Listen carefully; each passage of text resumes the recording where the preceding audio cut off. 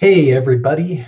All right, so I've prepared a lesson on specificity in CSS and how that works, and let's get right into it. So we have our P elements. We've got a red and a blue one. They have two classes on them, red and blue, coordinating with the color type. So if we look at our CSS here, we're using the P selector to set a very specific background color of orange, and then our classes have the coordinating colors, blue and red. So maybe what I should do is, I just noticed this, since we say red, blue, let's just have it be in the same order, red, blue. Not that that matters. I have some things going on here off to the side that is what's called Browsersync. So anytime I make a change, and I save, it'll automatically show. No real magic, but we'll get into that in another video. This is just for the speed, just kind of speed these videos up a little bit. So red and blue, okay? Let's talk about this. We've got orders here. We talked about how CSS is a cascade and it will flow down in the document. So the last style applied will be what's inherited. So if we move these around, since these classes are on very specific elements here, we're not going to see any difference, right? And what I mean by move around, like we just saw earlier, if we move this up or down, it does not matter. That does not affect it. They all have the same specificity, which is 0, 1, 0. So let's talk about that. So the first element has the very lowest importance, meaning that as we can see right here, well, it's orange, but it's being overwritten by this class of red. So this doesn't have as high of an importance. So we shouldn't ever really use just the regular selectors, even though we can. It's not good practice to do that. We want to have a little bit more importance so we can kind of override maybe any other weird default styles that might be coming from other sources or browser defaults. So we should use a class always on our elements when we can. All right, so this is the lowest. This would be the second most important. Now there's a third one, which we haven't talked about, but that's called an ID. And the way you write an ID in CSS is we use that hash symbol or hashtag or the number symbol, and then we can give it a name.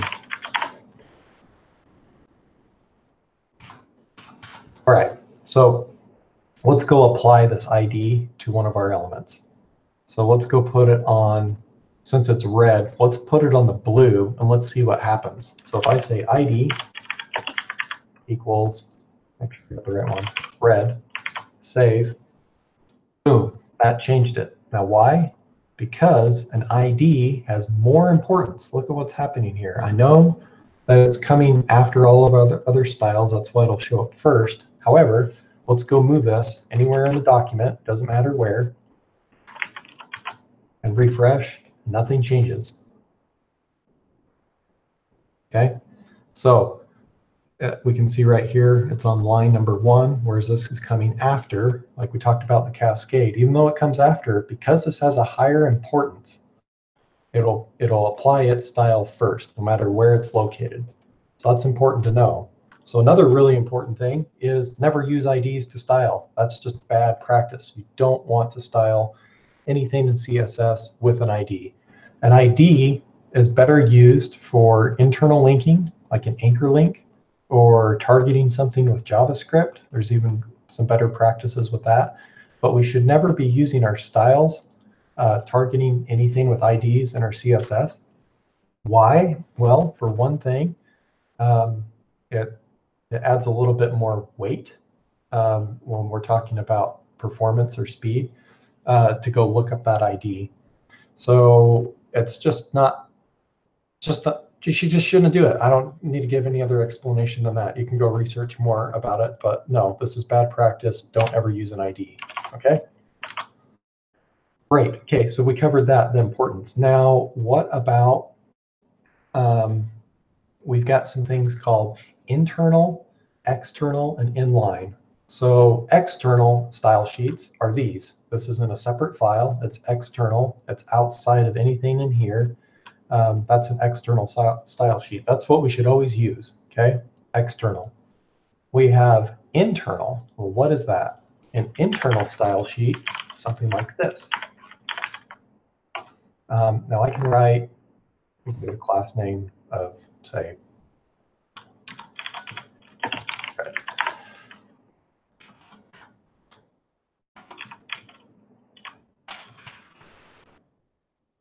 oh, so see what happened here? I know this is kind of maybe not the greatest example using a red class with the background color green, but you can see how you can get unexpected results. A lot of the times they'll come into older projects or just even newer projects, anything, people will have this internal style right here in the document.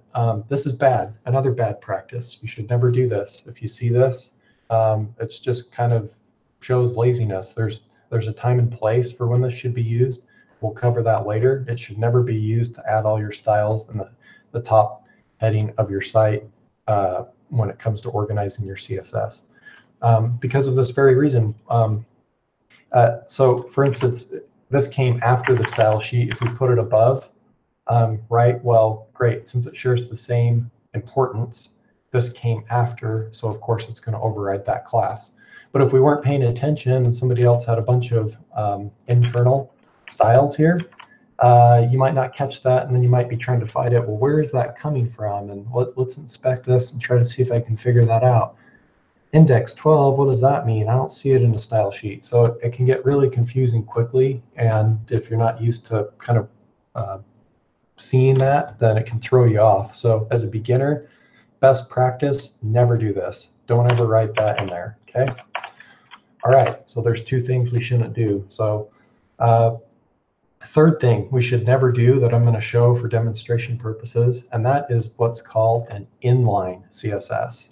Now watch this. So we say style, same way we did above, but only this is an attribute. And then we can write our CSS directly in here. So let's do that. Let's just say background, and let's give this a color of orange. Boom, changed. So again, another really bad, just lazy practice. Anybody that does this is just lazy because they quickly want to write their styles and they just want to move on and not take the time to put that in a proper class name and kind of organize their project, right?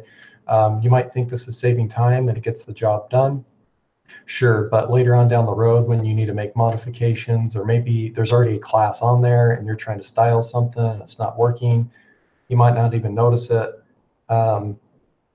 You really have to look at each thing and figure out, oh, well, here, what's going on here? Oh, it looks like there's something there. So again, bad practice. Other thing is by the time you start adding on other properties here, look how long this is. Now suddenly we're trying to figure out what is in our markup here. There's so much stuff going on. This is just bad. We should never do that, okay? But when we see an inline style, that'll take higher importance over our internal and our external. And that has more importance even over our ID of red. Okay, so that's another reason why we shouldn't be writing styles inline like that. So bad practice. Another trick that I've seen people do, which is they'll come in here and we've got this blue class, right? And our background color is blue. Say for some reason, well, here, let's do this.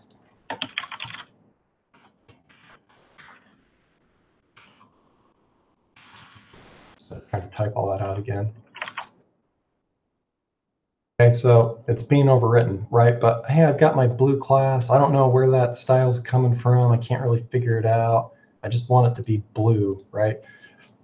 Well, I see a lot of developers use this trick. Oh, sweet. Okay, that worked. I'm just going to set important on it. It's blue. Now I'm on my way. Bad, very bad practice, because now suddenly when we want to try to overwrite or do anything with this, this important style takes over. It takes over more than almost anything else. And then you're just writing tons of important styles everywhere. Whereas if you just had taken the time to figure out what style is being inherited where and kind of adjust your classes, you'll never run into this issue. So if you're finding yourself using this trick that you've seen from somewhere, again, never do that. Don't do that. That's bad practice. So there's only very specific cases where you might want to do this, and we can touch on that later. Again, if you see this, do not do it. All right, so what should your takeaway be about the styles and inheriting? Well, you should only ever use classes, and by doing so, you eliminate trying to be extra specific with your classes. Some people might try to do this where they combine selectors on like, oh, if it's in a div, and then if it's a P, and then it's blue, and then now I've got an ID here.